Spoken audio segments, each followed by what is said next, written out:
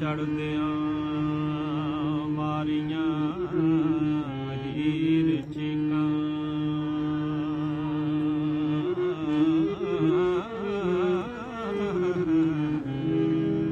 ਮੈਨੂੰ ਲੈ ਚੱਲੇ ਬਾਬਲਾ, ਲੈ ਚੱਲੇ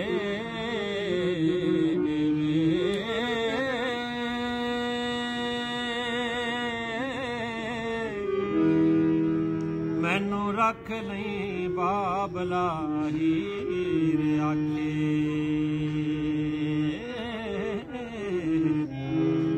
ਡੋਲੀ ਘੱਤ ਕਹਾਰ ਹੁਣ ਲੈ ਚੱਲੇ ਵੇ।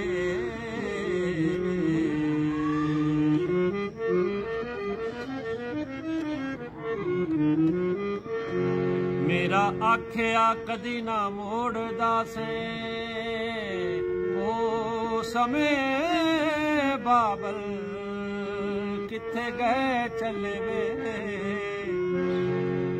ਤੇਰੀ ਛਤਰ ਛਾਵੇਂ ਬਾਬਲ ਰੁੱਖ ਵਾਂਗੂ,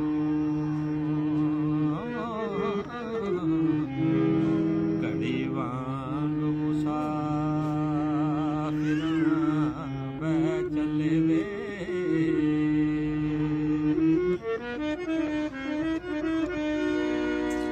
ਦਿਨ ਚਾਰ ਨਾ ਰੱਜ ਆਰਾਮ ਪਾਇਆ, ਦੁੱਖ ਦਰਦ ਮੁਸੀਬਤਾਂ ਸਹਿ ਚੱਲੇ ਵੇ।